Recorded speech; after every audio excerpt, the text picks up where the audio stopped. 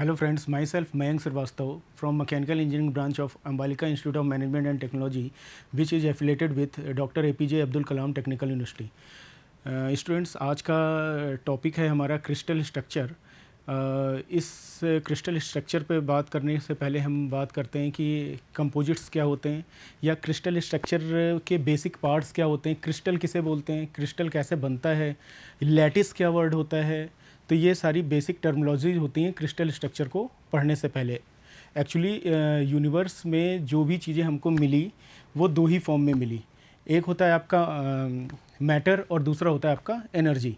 तो मैटर क्या होता है, मैटर में आपका आ जाता है सॉलिड, लिक्विड और गैस, और एनर्जी में आता है आपका जैसे थर्मल एनर्जी हो गई और बाकी इलेक्ट्रिकल एनर्जी हो गई। तो ये सारे एनर्जीज़ के पार्ट आते हैं।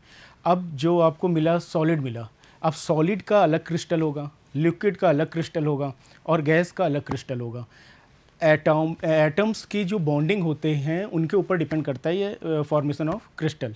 अब जैसे सॉलिड की बात करें तो सॉलिड में आपके एटम्स काफ़ी पास पास होते हैं, क्लोज पैकिंग होती है, तो ऐसे एटम्स को आप सॉलिड कहते हैं, हार्ड मटेरियल होता है। लिक्विड की बात करें, अगर आप टेम्परेचर देते हैं, फेज ट्रांसफॉर्मेशन होता है, तो वही सॉलिड आपका लिक्विड में चेंज होता है। ये जब हम आपको आयरन कार्बन डायग्राम बताएंगे या फेज डायग्राम पढ़ाएंगे आगे की यूनिट्स में, तब आपको और अच्छे से समझ में आएगा कि कितना टेम्परेचर दें तो कितना फेस चेंज होगा, कौन सा मटेरियल कितने टेम्परेचर के बाद डिफॉर्म होना शुरू होगा, कब अपना प्लास्टिक सिटी रीजन को फॉर्म करेगा, कब इलास्टिक को इलास्टिक रीजन से बाहर जाएगा। तो ये बेसिक टर्म्स होते हैं क्रिस्टल स्ट्रक्चर के लिए। अब बात आती है एटम्स। एटम्स क्या होता है कि एटम्स से ही मिलकर के आपके क्रिस्टल बनते हैं, ठीक है। तो क्रिस्टल बनाने के लिए, अब जैसे एक क्रिस्टल बना या कोई भी मटेरियल आपका बनता है, तो अगर आप उसको जूम करके सॉफ्टवेयर पे देखोगे, आपको अगर एक सॉलिड दिख रहा है तो वो लगेगा कि एक मटेरियल से बना हुआ है, लेकिन जब आप उसको जूम करोगे तो several types of unit cell combine होकर के एक लैटिस फॉर्म करते हैं और several times of lattice combined होकर के एक मटेरियल का फॉर्मेशन होता है। तो उस मटेरियल को समझने के लिए, उसके क्रिस्टल स्ट्रक्चर को समझने के लिए हमको आगे इस लेक्चर में समझना पड़ेगा कि उनमें कौन कौन सी बॉन्डिंग होती हैं, कौन कौन सी टर्मोलॉजीज़ यूज होती हैं, क्या क्या उनकी प्रॉपर्टीज़ होती हैं। तो इसके बारे में हम चलिए डिस्कस करते हैं। तो सबसे पहला मटेरियल है आपका कंपोजिट्स। अब बात आती है कंपोजिट की। जैसे अभी प्रीवियस लेक्चर में आपने पढ़ा मेटल क्या होता है, एलॉय क्या होता है, पॉलीमर्स क्या होते हैं, 3 टाइप्स के पॉलीमर्स होते हैं, आपको बताया थर्मोप्लास्टिक, थर्मोसेटिंग और एक मोनोमर्स, ये सारे पॉलीमर्स में आते हैं। अब बात आती है कंपोजिट की।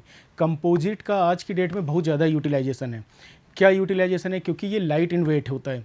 अब जो सबसे इंपॉर्टेंट टर्म होता है ये अनआइसोट्रॉपिक होता है। अब बात आती है अनआइसोट्रॉपिक क्या चीज़ होता है। एक्चुअली कोई भी कंपोनेंट अगर कहीं पर भी मशीनरी इक्विपमेंट में यूज हो रहा है तो उसमें एक ही डायरेक्शन में इक्वल फोर्स नहीं लगता है, अलग अलग डायरेक्शन में अलग अलग फोर्स लगता है, अलग अलग स्ट्रेंथ की हमको ज़रूरत पड़ती है। तो कंपोजिट मटेरियल जो होता है अनआइसोट्रॉपिक होता है। अनआइसोट्रॉपिक की यही टर्मिनोलॉजी होती है कि हर डायरेक्शन, मान लीजिए एक्स एक्सिस है, वाई एक्सिस है, जेड एक्सिस है, कहीं पर भी कंपोनेंट लगा हुआ है तो उसके हर एक्सिस पे अलग अलग स्ट्रेंथ आएगी, अलग अलग स्ट्रेंथ की हमको ज़रूरत होगी।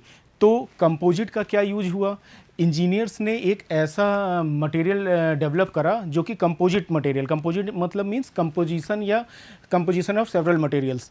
तो ऐसा मटेरियल बनाओ जिसमें कि जहाँ पर ज़्यादा स्ट्रेंथ की ज़रूरत है वहाँ पर ज़्यादा मटेरियल दे दो, या वैसे मटेरियल की क्वालिटीज़ ला करके उसमें इनबिल्ड कर दो जिस एरिया में ज़्यादा स्ट्रेंथ की ज़रूरत है। भाई मटेरियल तो आपका एक है, अब लेकिन उसमें मान लो एक्स एक्सिस में ज़्यादा फोर्स या ज़्यादा लोड लग रहा है तो वहाँ ज़्यादा स्ट्रेंथ की ज़रूरत होगी। तो कंपोजिशन ऐसा करो कि वहाँ पर जो प्रॉपर्टीज़ है स्ट्रेंथ की, वो ऐसा मटेरियल उस जगह पे दो कि एक्स एक्सिस में ज़्यादा स्ट्रेंथ डेवलप हो जाए या ज़्यादा स्ट्रेंथ वो बियर करने की कैपेसिटी हो उसके अंदर। तो ये इंपॉर्टेंट फैक्टर होता है कंपोजिट का। फ़ायदा क्या होता है, अब मान लीजिए कहीं पर भी आपको कोई भी चीज़ बनाना है और वहाँ पर ज़्यादा स्ट्रेंथ की ज़रूरत है, तो आपने क्या करा, यूनिफॉर्म में पूरा मटेरियल ज़्यादा दे दिया। अब जब ज़्यादा मटेरियल दे दिया या उसका क्रॉस सेक्शनल एरिया ज़्यादा कर दिया कि हाँ चलो फैक्टर ऑफ सेफ्टी भी इंक्लूड कर लो और इतना ज़्यादा क्रॉस सेक्शनल एरिया एरिया दे दो कि फेल्योर के चांसेस कम हो जाएंगे।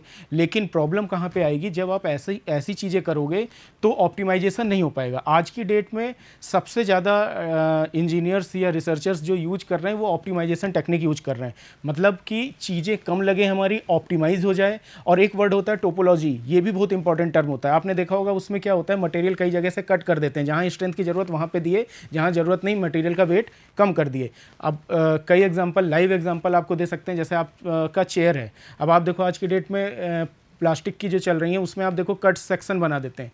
क्यों करा जा रहा है? क्योंकि मटेरियल हमारा बचे। लेकिन इसका मतलब ये नहीं कि स्ट्रेंथ नहीं देना है, आपको स्ट्रेंथ भी प्रॉपर देना है। तो वो चीज़ें कैसे कर पाओगे आप, जब आपको मटेरियल का नॉलेज होगा और आपको अनआइसोट्रॉपिक के बारे में पता होगा कि अनआइसोट्रॉपिक क्या चीज़ें होती हैं। तो जहाँ पर स्ट्रेंथ देना है, अनआइसोट्रॉपिक का सेम मतलब ये है कि हर डायरेक्शन में अलग अलग लोड आएगा, क्योंकि कंपोनेंट कहीं पे भी रखा जाएगा, जहाँ पर भी यूज करेंगे उसमें अलग अलग डायरेक्शन में अलग अलग लोड आएगा, तो उसके अकॉर्डिंग आपको वो चेंज करना पड़ेगा। तो ये एक इंपॉर्टेंट फैक्टर होता है। और आइसेंट्रोपिक की अगर बात करें, उसमें क्या होता है, हर डायरेक्शन, मान लीजिए ये आपका कंपोनेंट है, अब इसको ऐसे तोड़ रहे हो तब भी 2 न्यूटन का फोर्स लग रहा है, और इधर से भी तोड़ रहे हो तब भी 2 न्यूटन का लग रहा है। तो ये आइसेंट्रोपिक क्वालिटी है। अब इस केस में अगर इस तरह का कोई मटेरियल बनाना होगा तो उसमें आपको ज़्यादा कैलकुलेशन करना पड़ेगा, ज़्यादा समझना पड़ेगा कि सारे मटेरियल में अगर इक्वल लोड आ रहा है तो जो भी मटेरियल होगा उसका क्रॉस सेक्शनल एरिया सेम रहेगा। आप ऑप्टिमाइजेशन नहीं करोगे, एक प्रॉपर वे में दोगे। लेकिन अगर उसकी बात करते हैं अनआइसोट्रॉपिक की, तो वहाँ ऑप्टिमाइजेशन आपको करना पड़ेगा। जहाँ पे ज़्यादा स्ट्रेंथ की ज़रूरत है वहाँ पर अच्छा कंपोजिशन मिलाना पड़ेगा, जिसकी क्वालिटीज़ आपकी स्ट्रेंथ को बियर करने की हो। तो ये होता है आपका composite materials also called as a composition of material or sorted as a composites. Composition of material को कंपोजिट कहा जाता है। Are material is made up of 2 or more constituents material and significantly different physical और chemical properties. ये important term है कि 2 या 2 से ज़्यादा मटेरियल का एडिशन होता है, लेकिन उसकी फिजिकल और केमिकल प्रॉपर्टीज़ अलग होती हैं। ऐसा नहीं है कि दोनों की फिजिकल और केमिकल प्रॉपर्टीज़ अलग हो जाए, सेम होंगी। अगर सेम होंगी तो फिर ऐड करने का कोई मतलब नहीं बनता है।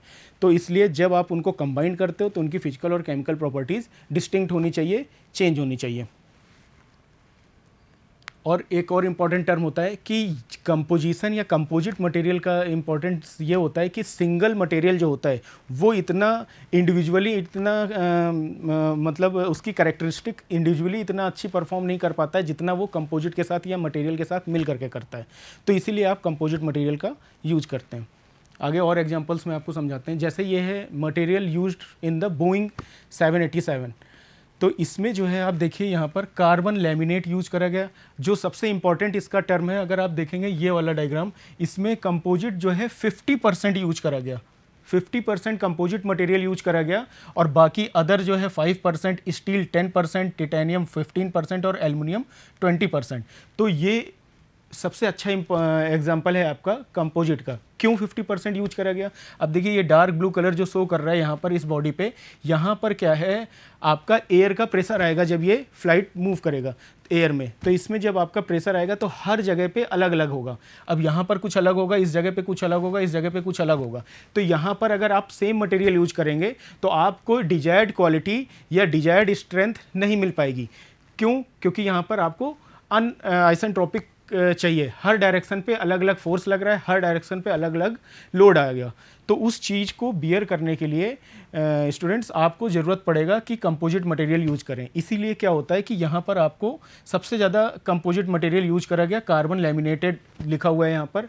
और ये सेकंड जो है light blue, carbon sandwich, fibre glass, aluminium और एल्युमिनियम स्टील और टिटेनियम पाइलॉन्स। तो ये जो चीज़ें आपकी यूज करी गई हैं, ये सारा अगर देखा जाए आपका कंपोजिट मटेरियल्स है, एलॉइंग एलिमेंट्स है। कोई भी प्योर मेटल या बेस मेटल लेकर के नहीं करा गया है, सब में एलॉइंग एलिमेंट यूज करा गया है या कंपोजिट्स आपके यूज करे गए हैं। जैसे अब ग्लास की बात कर लें इसके, अब ग्लास पे अलग प्रेशर आता है। आप सोचिए जो आप कार ड्राइव करते हैं तो उसका जो भी सामने का विंड स्क्रीन होती है उसमें जो भी प्रेशर आता है तो उसमें टफनेस की क्वालिटीज़ मेंटेन करना पड़ता है। लेकिन वही क्वालिटी अगर आपको यहाँ पे करना है तो और अच्छा कंपोजिट यूज करना पड़ेगा, उसको इम्प्रूव करना पड़ेगा आपको। तो उस चीज़ों के लिए आपको कंपोजिट मटेरियल आप यूज करते हैं। दूसरा अगर बात करते हैं एल्युमिनियम की, एल्युमिनियम क्या होता है, लाइट इन वेट होता है, हल्का होता है। अब आप सोचो एरोप्लेन की अगर कंडीशन समझा जाए तो उसमें सबसे इंपॉर्टेंट टर्म्स यही होता है कि उसको कितना लाइट इन वेट आप बना सकते हैं, कितना हल्का बना सकते हैं। तो लाइट इन वेट के लिए आपने एल्युमिनियम यूज करा। अब एल्युमिनियम में स्ट्रेंथ भी होनी चाहिए, तो उसके लिए और भी चीज़ें आप उसमें ऐड करते हैं, तो वो एल्युमिनियम एलॉय आ जाएगा या एल्युमिनियम एलॉइंग एलिमेंट्स कहलाएगा। तो जितना भी स्ट्रेंथ भी मेंटेन करना है, प्लस सारे फैक्टर, सारे नॉर्म्स को भी देखना है कि लाइट इन वेट होना चाहिए, गुड लुकिंग होना चाहिए। तो ये सारी क्वालिटीज़ अगर आपको एक ही मटेरियल में लेकर के आना है तो उसे हम कंपोजिट मटेरियल बोलते हैं। और कंपोजिट मटेरियल का सबसे इंपॉर्टेंट होता है फैक्टर कि वो ऑप्टिमाइज करा जा सकता है और डिपेंड करता है डिजायरनेस के अकॉर्डिंग आप उसमें कंपोजिशन मिला करके उसको आप चेंज कर सकते हो एज ए इंजीनियर। जहाँ पर ज़्यादा ज़रूरत है वहाँ पर आप ज़्यादा यूज कर सकते हैं। तो ये है, ये आपका कंपोजिट का सबसे अच्छा इंपॉर्टेंट एग्जाम्पल है। इसके बाद क्या है आपका कंपोजिट और फर्दर क्लासिफिकेशन। अब कंपोजिट जो होते हैं वो तीन पार्ट में क्लासीफाई करे गए। एक होता है लैमिनार, ये इनके फ्लो के अकॉर्डिंग होता है। कंपोजिट मटेरियल्स में जो भी पार्टिकल्स होते हैं उनके अकॉर्डिंग इसको कैरेक्टराइज करा जाता है। और उसके बाद होता है पार्टिकल रीइंफोर्समेंट और फाइबर रीइंफोर्समेंट। रीइंफोर्समेंट का क्या मतलब होता है, रीइंफोर्समेंट मतलब अटैच करके किसी भी चीज़ों को बनाना। अब अटैचिंग की जो प्रोसेस होता है उन्हें आप पार्टिकल, अगर फाइन पार्टिकल या ग्रेन पार्टिकल्स को मिला करके बनाते हैं कंपोजिट। कोई छोटे छोटे पार्टिकल्स को लिया और उसको मिला करके उसमें आपने इपॉक्सी और रेजिन का यूज करके उसको बाइंड अप कर दिया और एक स्ट्रॉन्ग मटेरियल बना दिया, तो वो क्या हो गया आपका पार्टिकल रीइंफोर्समेंट। अब अगर फाइबर्स की बात करें, फाइबर्स अगर आप आज की डेट में आप देखो नेचुरल फाइबर्स पे भी बहुत ज़्यादा काम हो रहा है। नेचुरल फाइबर्स पे भी आज की डेट में पूरा रिसर्च वर्क हो रहा है। नेचुरल फाइबर्स क्या चीज़ें होती हैं या फाइबर्स क्या होते हैं कि रेसे होते हैं। रेसे मतलब जैसे आपने मान लीजिए बनाना का फाइबर लिया और आपने एक और कोकोनट फाइबर्स लिए। कोकोनट फाइबर्स में जो उसके ऊपर के फाइन पार्टिकल्स होते हैं उसको अलग अलग निकाला जाता है और उसके बाद लेयर बनाई जाती है। लेयर बनाने के बाद उसके ऊपर क्या करते हैं, एक दूसरा फाइबर्स ऐड करते हैं डिजाइनर्स के अकॉर्डिंग जहाँ पर उसको यूज करना होता है। और उसके बाद फिर क्या करते हैं, फिर एक और इपॉक्सी की लेयर लगाते हैं। इपॉक्सी आपको बताया कि इपॉक्सी क्या होता है, ये आपका इंसुलेटेड मटेरियल होता है और आपका इसमें जो है इपॉक्सी आपका इंसुलेटेड मटेरियल होता है। और जो सबसे इंपॉर्टेंट टर्म होता है, बहुत अच्छी बॉन्डिंग होती है, थर्मोसेटिंग का काम करता है। ये थर्मोसेटिंग का एग्जांपल होता है। तभी आप क्या करते हैं, इपॉक्सी लगाते हैं। मतलब फर्स्ट लेयर आपने मान लीजिए बनाना लेयर की लगाई और उसके बाद फिर उसमें इपॉक्सी लगाया और उसके बाद तुरंत उसमें आपने सेकंड लेयर आपने कोकोनट की लगा दी। तो उस समय क्या हुआ, आपके देखो ये फाइन पार्टिकल हैं, हल्के हैं, और उसके बाद ये रेजिन या इपॉक्सी ने क्या करा, एक स्ट्रॉन्ग बॉन्डिंग कर दी आपस के बीच में। और उसके बाद फिर तीसरी लेयर लगाई, जो भी रिक्वायरमेंट है उसके अकॉर्डिंग, फिर चौथी लेयर लगाई। तो इस तरह बॉन्डिंग कर करके आपने एक मटेरियल जनरेट करा, एक फाइबर जनरेट करा। उस फाइबर को बोला गया फाइबर रीइंफोर्समेंट। कई फाइबर्स को मिला करके बनाया गया।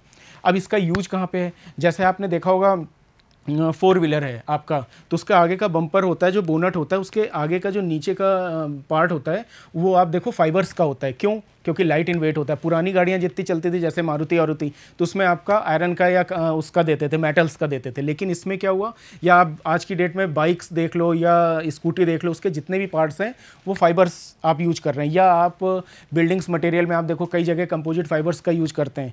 तो वो फाइबर आप अगर कभी भी इसको देखना है तो कहीं पर भी आप देखना, अगर कोई भी पार्ट कटा हुआ होगा फाइबर्स का तो उसमें लेयर मिलेगी आपको। अब आपका और भी और एग्जांपल, लाइव एग्जांपल देते हैं। जैसे फॉल सीलिंग है, आप देखो उसमें भी क्या होता है, आपको लगेगा वुड के छोटे छोटे टुकड़े हैं, तो वो क्या है, लेयर बाय लेयर उसमें फाइबर्स ऐड करा गया और रेजिन और इपॉक्सी का लेयर लगाई गई और उसके बाद उसको एक मटेरियल, कंपोजिट मटेरियल बनाया गया। तो वो कंपोजिट मटेरियल जो बनेगा वो हार्ड होगा, लाइट इन वेट होगा, इकोनॉमिक होगा, चीप होगा, सस्ता पड़ेगा आपको, और मैन और मशीनरी कम लगेगी। नो डाउट टेस्टिंग बहुत इंपॉर्टेंट होती है। अगर आप रीइंफोर्समेंट या फाइबर रीइंफोर्समेंट करते हैं तो उसमें टेस्टिंग मटेरियल्स या टेस्टिंग किट बहुत इंपॉर्टेंट होती है कि कितने लोड के बाद ये फाइबर फेल होगा, कितने लोड के बाद कितना लोड बियर कर सकता है। तो ये सारी इंपॉर्टेंट पार्ट जो होते हैं, अगर कंपोजिट मटेरियल में देखा जाए तो सबसे इंपॉर्टेंट टर्म्स होता है आपका टेस्टिंग। तो वो टेस्टिंग में आपका पैसा ज़्यादा लगता है in comparison to other one. ठीक है, तो ये होते हैं कंपोजिट जो तीन पार्ट्स में आपके डिवाइड होते हैं। फिर आते हैं सिरेमिक्स में। सिरेमिक्स क्या चीज़ होता है? Ceramics is defined as an inorganic component. Inorganic का मतलब क्या है कि उसमें कार्बन कंटेंट कम से कम हो। जितना कार्बन कंटेंट कम होगा वो उसे सिरेमिक्स मटेरियल बोला जाएगा। अब सिरेमिक्स को भी 3 पार्ट्स में डिवाइड करा गया, एक मेटल ऑक्साइड, एक होता है नाइट्राइट्स और एक कार्बाइड्स। अब ये तीनों चीज़ें कहाँ कहाँ यूज होती हैं वो डिपेंड करता है जहाँ पर डिजायरनेस होती है, जिस मटेरियल की जितनी हार्डनेस की ज़रूरत होती है। अभी जैसे सिरेमिक्स का आप अगर और अच्छा एग्जांपल आप लो तो टाइल्स बहुत अच्छा एग्जांपल है। आज की डेट में जितनी भी टाइल्स हैं सब सिरेमिक्स होती हैं। अब हार्ड या हैवी ड्यूटी टाइल्स आपको चाहिए तो उसमें और कंपोजिट मटेरियल आपने मिलाया, उसका क्रॉस सेक्शन एरिया बनाया, बढ़ाया और उसकी विड्थ बढ़ाई। तो जब आप टाइल्स का कंपोजिट एरिया नया कंपोजिशन मिला करके उसकी स्ट्रेंथ बढ़ा देते हैं तो वो हैवी ड्यूटी टाइल्स में आ जाता है। तो ये भी आपका एक अच्छा एग्जांपल है सिरेमिक्स का। बाकी आप यूटेंसिल्स भी कई सिरेमिक्स के यूज करते हैं। और ये मेटल ऑक्साइड की अगर बात करें तो मेटल ऑक्साइड में जो सिरेमिक्स है आपका जो बेसिकली यूज़ होता है वो होता है alumina, beryllia, zirconia, glass and glass ceramics. तो ये बेसिक आपके 5 पार्ट्स होते हैं मेटल ऑक्साइड के जो कि यूज होते हैं। अब जैसे एल्यूमिना है तो एल्यूमिना में क्या हुआ, एल्युमिनियम का पार्ट्स में कुछ कंपोजिट मटेरियल मिला करके आपका एक सिरेमिक्स बनाया गया जो कि एल्युमिनियम की क्वालिटी आप अपने अंदर लिए हुए होगा। बेरिलियम में भी यही चीज़ करा गया, जिरकोनियम में जिंक लिया गया और ग्लास में ग्लास कंटेंट लिए गए। नाइट्राइट्स उससे और अच्छा सिरेमिक्स होता है, अच्छा स्ट्रॉन्ग मटेरियल होता है, हार्डनेस उसकी ज़्यादा होती है। लेकिन अगर कार्बाइड्स के केस में देखें तो इसमें सबसे ज़्यादा हार्डनेस होती है और लाइट इन वेट होता है। इसलिए सिरेमिक्स मटेरियल वहाँ यूज करते हैं जहाँ पर वेट इंपॉर्टेंट होता है, तो वहाँ पर आप सिरेमिक्स मटेरियल्स आप यूज करते हैं। जैसे ये कुछ एग्जांपल है आपको, ये देखिए सिरेमिक्स का बना हुआ है आपका, ये आपका जो बना हुआ है सिरेमिक्स मटेरियल का बना हुआ है। तो ये इस तरह के पार्टिकल, मतलब अगर कोई भी पार्टिकल जिसमें आपका स्ट्रक्चर बहुत ही लाइट इन वेट चाहिए आपको, जैसे कोई भी शो पीस चाहिए या इस तरह का चाहिए, पॉट चाहिए इस तरह का, तो ये आपके सिरेमिक्स मटेरियल्स के बनाए जाते हैं। अब बात आती है एमॉर्फस मटेरियल। एक्चुअली ये जो मटेरियल हैं या इनके जो नाम हैं वो जो भी रखे जाते हैं वो डिपेंड करते हैं उनके स्ट्रक्चर्स के ऊपर या मॉलिकुलर बॉन्डिंग के ऊपर। अब जैसे एमॉर्फस का मतलब ये होता है कि अरेंज पैटर्न में ना हो, कोई भी चीज़ अगर अरेंज पैटर्न में नहीं होते है तो उसे एमॉर्फस मटेरियल कहते हैं। अरेंज पैटर्न मीन्स कि प्रॉपर अरेंजमेंट या पर्टिकुलर जो भी उसका पैटर्न्स है वो अगर उसको फॉलो नहीं करता है तो नॉन अरेंजमेंट कहलाता है या इर्रेगुलर शेप कहलाता है। तो अगर कोई भी मॉलिक्यूल्स या कोई भी एटम्स इर्रेगुलर शेप में होंगे, रेगुलर अरेंजमेंट प्रोसेस में नहीं होंगे, पैटर्न को फॉलो नहीं करेंगे, तो उन्हें क्या कहा जाएगा, एमॉर्फस मटेरियल। तो the material have no regular arrangement of their molecules. अगर कोई भी मटेरियल के अपने मॉलिक्यूल्स के रेगुलर अरेंजमेंट नहीं है तो उन्हें एमॉर्फस मटेरियल कहा जाता है। मटेरियल लाइक ग्लास हो गया आपका, पैराफिन्स हो गया, are the example of amorphous material. जैसे ग्लास है, अगर आप इसको सॉफ्टवेयर पे जूम करके देखोगे तो इसके जो भी मॉलिक्यूल्स हैं वो प्रॉपर अरेंजमेंट पैटर्न पे नहीं है, रेगुलर पैटर्न पे नहीं है, तो इसे एमॉर्फस मटेरियल बोला गया। लेकिन इसकी क्वालिटी क्या होती है, ये सॉलिड होते हैं, स्ट्रॉन्ग होते हैं। The material have a properties of solids. अगर कहीं पर भी सॉलिड या हार्ड मटेरियल यूज करना है और लाइट इन वेट यूज करना है तो आप एमॉर्फस भी आप यूज कर सकते हैं। They have the definite volume, उनका अपना डेफिनेट वॉल्यूम होता है। ऐसा नहीं कि थोड़ी देर तक वॉल्यूम सेम रहेगा उसके बाद उसका वॉल्यूम चेंज हो जाएगा। एमॉर्फस मटेरियल अगर इरेगुलर शेप में ज़रूर है लेकिन उसका अपना डेफिनेट वॉल्यूम होगा। एंड जो सबसे इंपॉर्टेंट टर्म होता है कि डिफ्यूज़न प्रोसेस जो होता है इसमें काफ़ी स्लोली होता है, बहुत धीरे धीरे डिफ्यूज़न होता है। अगर मान लो आप इसमें हीट दे रहे हैं या टेम्परेचर आप इसमें दे रहे हैं तो जो भी डिफॉर्मेशन होगा वो बहुत धीरे धीरे होगा। मॉलिकुलर बॉन्डिंग का जो भी डिटैचमेंट होगा वो बहुत धीरे धीरे होगा। तो डिफॉर्मेशन या डिफ्यूज़न जो होता है वो बहुत धीरे धीरे होता है इस मटेरियल में। तो ये था आपका एमॉर्फस मटेरियल। ग्लास इसका बेस्ट एग्जांपल है और मटेरियल इसका सॉलिड होना चाहिए और डेफिनेट वॉल्यूम को अपीयर करता है ये। अब एमॉर्फस जैसे ये डायग्राम में दिखाया गया है क्रिस्टलाइन। अगर क्रिस्टलाइन की बात करें, आप फर्स्ट डायग्राम जो देख रहे हैं उसमें देखिए एक प्रॉपर वेल मैनर्ड वे में क्रिस्टल अपनी अपनी जगह पर प्लेस्ड हैं।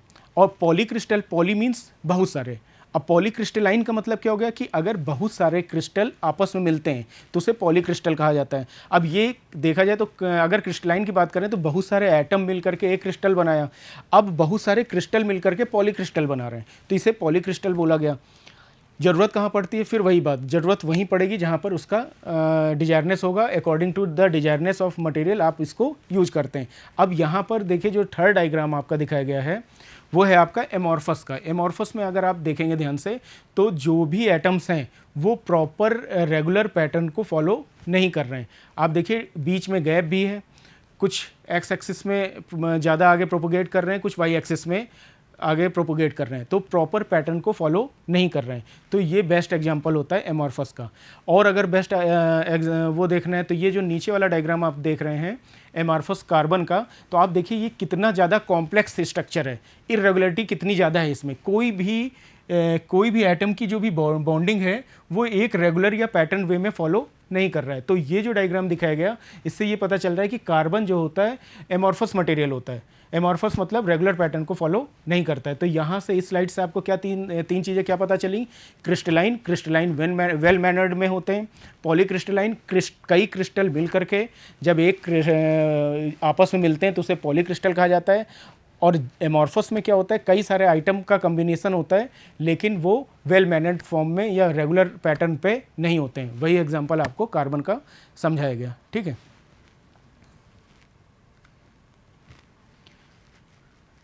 अब बात आती है क्रिस्टलाइन मटेरियल।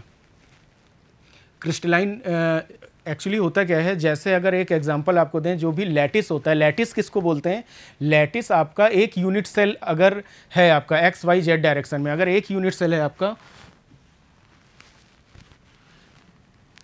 अगर यहाँ पे बात करें आपका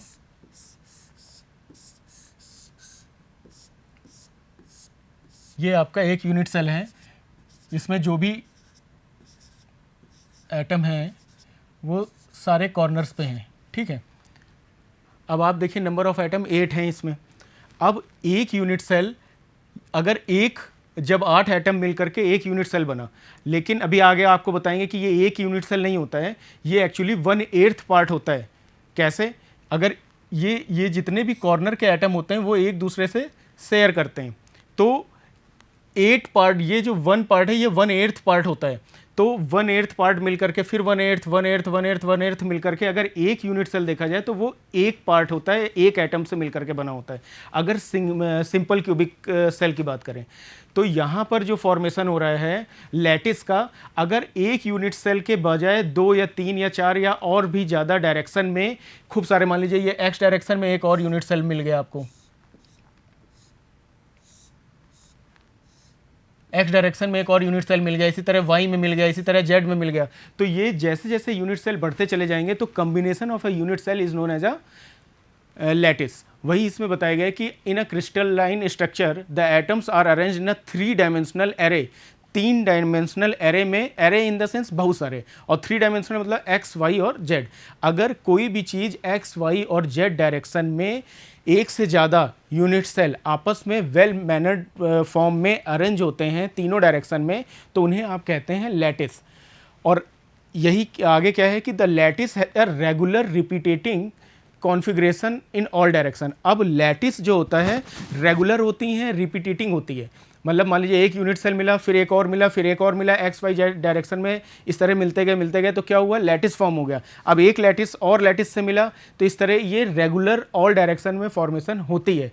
ये चीज़ें अगर आपको और अच्छे से समझना है तो किसी भी मेटल्स को जब आप रेगुलर फॉर्म में देखोगे, किसी भी मेटल्स को जब आप जूम करके देखोगे तो उसमें यही इसी तरह का आपका सेवरल टाइप्स के स्ट्रक्चर मिलेंगे, जिसमें कि आपको पता चलेगा कि कैसे कैसे स्ट्रक्चर के या कैसे कैसे क्रिस्टल के फॉर्मेशन होते हैं।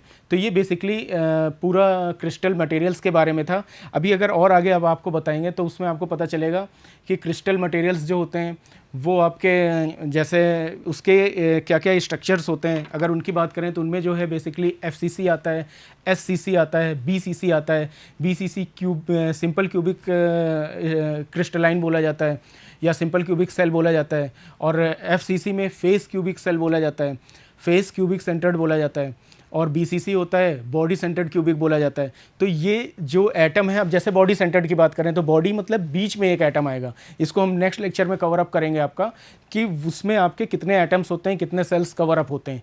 तो वो बॉडी सेंटर जो होता है उसमें आपका सेंटर पे एक होता है। अब जितने भी क्रिस्टल या जितने भी मटेरियल पूरे यूनिवर्स में हैं उनके अपने एक डेफिनेट क्रिस्टल होते हैं या डेफिनेट आपकी स्पेसिफिकेशन होती है। जैसे मान लो जैसे आपका आयरन है, जब वो प्योर फॉर्म में मिलता है तो वो एफसीसी फॉर्म में होता है। अब जब आप जो भी आयरन आपको मिला है वो अगर इंडिया में निकालेंगे, ऑस्ट्रेलिया में निकालेंगे, कहीं पर भी आपको मिलेगा, किसी भी इन्वायरमेंट में मिलेगा, तो तब भी उसका जो भी स्ट्रक्चर होगा वो एफसीसी ही होगा। लेकिन जब उसमें आप टेम्परेचर दोगे और कार्बन कंटेंट मिलाओगे तो कुछ टेम्परेचर देने के बाद, कार्बन कंटेंट मिलाने के बाद उसका स्ट्रक्चर चेंज हो जाता है। फिर वो क्या हो जाता है, बीसीसी फॉर्म में आ जाता है, बॉडी क्यूब सेंटर। बीसीसी में क्या होता है, सेंटर पे क्यूब होता है। इसी तरह जब और आप आगे बढ़ते हैं और टेम्परेचर आप देते हैं और चीज़ें डिफॉर्मेशन होती हैं तो आपका एक HCC भी होता है, हेक्सागोनल चेंज आता है। तो उसमें हेक्सागोनल में 6 एजेस होती हैं, सब सारे एजेस में आपके क्या होते हैं, कार्बन कंटेंट होते हैं। इसमें जो सबसे इंपॉर्टेंट टर्म होता है समझने वाला कि वो यही होता है कि एक यूनिट सेल में जो कॉर्नर एटम होता है वो अकेला खुद का नहीं होता है, उसके एटम्स बगल वाले के एटम्स से वो शेयर करता है। तो इसमें 1/8 पार्ट आपको मिलता है। तो यही होता है आपका क्रिस्टलाइन मटेरियल्स। और अब इसमें जैसे आपको मटेरियल की प्रॉपर्टीज़ के बारे में जब आप पढ़ेंगे तो उसमें जैसे डक्टिलिटी होती है, आपकी प्लास्टिसिटी होती है, इलास्टिसिटी होती है, रेजिलेंस होता है, कीप होता है, ये सारे प्रॉपर्टीज़ होते हैं। और फिर इसमें टेस्टिंग भी करी जाती है, क्योंकि कोई भी मटेरियल जब आपका बनता है तो वो उसमें सबसे इंपॉर्टेंट टर्म होता है उसकी टेस्टिंग। अगर आप टेस्टिंग करोगे तभी तो आपको पता चलेगा। तो अब जैसे क्रीप होता है, फैटिग होता है। अब फैटिग क्या होता है, कोई भी मटेरियल को रख दिया जाता है एक कांस्टेंट लोड पे और लंबे समय तक के लिए, तो वो आपका वो आपका क्रीप कहलाता है। और फैटिग क्या होता है, साइक्लिक लोडिंग पे होता है। साइक्लिक लोडिंग में क्या होता है, रिपीटेटिव लोडिंग आती है। अब जैसे मान लो आपका ये लैटिस आपका बनके तैयार है, अब इस लैटिस की आपको स्ट्रेंथ देखनी है, तो अब इसमें आपको दोनों टेस्ट करने पड़ेंगे कि फैटिग अगर कर रहे हैं या क्रीप कर रहे हैं तो किसमें ये ज़्यादा इंपॉर्टेंट वर्क कर रहा है, किसमें अच्छे से वर्क कर पा रहा है। अब कैसे देखते हैं, इसके लिए आपके सॉफ्टवेयर्स आते हैं, जैसे हाइपरमैथ सॉफ्टवेयर होता है। अब सॉफ्टवेयर में क्या होता है, आपका टेक्निक यूज होता है FEM technique, finite element method technique बोलते हैं उसे। अब फाइनाइट एलिमेंट मेथड टेक्निक में जितने भी आपको ये एटम्स के पॉइंट्स दिख रहे हैं, इनके नोड पे उसको अगर सॉफ्टवेयर लैंग्वेज में बोला जाता है तो नोडल पॉइंट बोला जाता है। सबके नोडल पॉइंट पे आपको एनालिसिस करना होता है कि किस नोड पे फेल्योर स्टार्ट होता है। क्योंकि कोई भी मटेरियल आपका बनाया आपने, अब मटेरियल आपने आज की डेट में कोई भी काम जैसे होता है या कोई भी मटेरियल जनरेट होता है, मैन्युफैक्चरिंग होने से पहले सब कुछ आपका सॉफ्टवेयर बेस होता है, सब कुछ सॉफ्टवेयर पे ही बनता है। आपने क्या करा, डिजाइनिंग करा, डिजाइनिंग करने के बाद आपने मैन्युफैक्चरिंग सॉफ्टवेयर यूज करा। जैसे फॉर एग्जांपल आपको कैटिया हो गया या प्रोई हो गया, अब आपने उस सॉफ्टवेयर पे क्या करा, इसी मटेरियल को आपने बनाया। अब जब मटेरियल आप बनाते हो तो क्या करते हो, सेवरल पार्ट्स को जोड़ते हो और असेंबल करते हो। मान लो कोई भी मशीन आपको बनाना या ऑटोमोबाइल पार्ट्स बनाना है तो आप क्या करते हो, सेवरल पार्ट्स को बनाते हो, उसको असेंबल करते हो। आपने ये भी कर लिया, आपने सारे पार्ट्स, अलग अलग वर्कबेंच होती हैं सॉफ्टवेयर पे, जैसे पार्ट मॉडलिंग हो गया, स्केचर वर्कबेंच हो गई, असेंबली वर्कबेंच हो गई, सिमुलेशन वर्कबेंच हो गई। तो ये जितनी भी वर्कबेंच होती हैं, आपने सारे पार्ट्स पे इसको 1 बाय 1 बनाया, 1 बाय 1 आपने इसको डेवलप करा। अब जैसे ही जैसे डेवलप करा वैसे वैसे इसके ऊपर फॉर्मेशन होना शुरू हुआ। मैन्युफैक्चरिंग आपके लिए क्या हुआ, आपका एक मटेरियल बनके तैयार हो गया, 3D में आपको वो दिखने लगा। लेकिन अभी आपको ये नहीं पता कि ये मटेरियल कहाँ पे फेल होगा। हम सारा कुछ टर्म इसको कोरिलेट कर रहे हैं आपको सॉफ्टवेयर से, जैसे आपको अच्छे से समझ में आए। आज की डेट में कई सारे मैकेनिकल इंजीनियरिंग सॉफ्टवेयर यूज होते हैं जहाँ पर ये चीज़ें करी जाती हैं। अब बात आती है कि हमने मटेरियल बना लिया, अब जो सबसे इंपॉर्टेंट टर्म आता है एनालिसिस। अब एनालिसिस किस पे करोगे, उसके दो सॉफ्टवेयर आपके होते हैं, एनसिस और हाइपरमेश। अब हाइपरमेश और एनसिस ये दोनों अगर देखा जाए सॉफ्टवेयर आपके फाइनाइट एलिमेंट मेथड टेक्निक्स पे वर्क करते हैं। फाइनाइट एलिमेंट मेथड टेक्निक क्या होता है, इसमें क्या होता है कि आपको जितने भी पार्ट्स बने हैं उनके जितने भी कॉर्नर हैं या जहाँ पर भी ज्वाइनिंग है, जैसे असेंबल करा आपने दो पार्ट्स को, फॉर एग्जांपल आपने क्रैंक शाफ्ट में कनेक्टिंग रॉड ऐड कर दिया। अब वो असेंबल करने के बाद जब वो लोड आ रहा है और वो गाड़ी चल रही है तो उसमें जहाँ पर भी डिफॉर्मेशन होगा वो आपको कैसे पता चलेगा। उसके लिए आप क्या करते हैं, सिमुलेशन प्रोसेस को यूज करते हैं। इसी चीज़ को जो पार्ट आपने बनाया उसको सिमुलेशन टेक्निक से देखा और उसके बाद उसमें सेवरल लोड लगा करके देखा इन द सॉफ्टवेयर। अब जहाँ जहाँ लोड लगाएंगे वो नोडल पे आपको शो करेगा, जहां पर फेल्योर के चांसेस होंगे रेड कलर से शो कर देगा। अब आपको ये पता चल गया कि हमारा मटेरियल इस जगह पे फेल होगा। जैसे ही आपको पता चला इस जगह पे फेल होगा, तो आपको क्या करना है, ऑप्टिमाइजेशन करना है और उसमें आपको स्ट्रेंथ देनी है, उसकी क्वालिटीज़ और इम्प्रूव करना है। तो जहां पर जो नोडल पे आपको पता चला, वहीं पर आपने मटेरियल और क्वालिटी और इम्प्रूव कर दी। इससे क्या हुआ, आपका सारा काम अभी सॉफ्टवेयर पे ही हुआ और कहीं पर भी आपको कुछ भी एक्स्ट्रा करने की ज़रूरत नहीं पड़ी। तो ये इंपॉर्टेंट पार्ट्स होते हैं सॉफ्टवेयर के, जिसकी मदद से एक मैकेनिकल इंजीनियर जो होता है आज की डेट में परफॉर्म करता है। तो ये था आज का लेक्चर आपका। यहाँ पर क्रिस्टलाइन मटेरियल्स के बारे में बताया, उसका यूज बताया, उसका क्या स्पेसिफिकेशन होता है, उसकी क्या प्रॉपर्टीज़ होती हैं, कहाँ पर यूज करा जाता है, लैटिस क्या होता है, एटम्स क्या होते हैं, क्रिस्टलाइन क्या होते हैं, सेवरल क्रिस्टल मिल करके लैटिस का फॉर्म होता है। तो ये सारा आपका इस लेक्चर में हमने कवर अप करा। बाकी का जो भी टॉपिक है वो हम आपको नेक्स्ट लेक्चर पे कवर करते हैं। Okay, thanks a lot.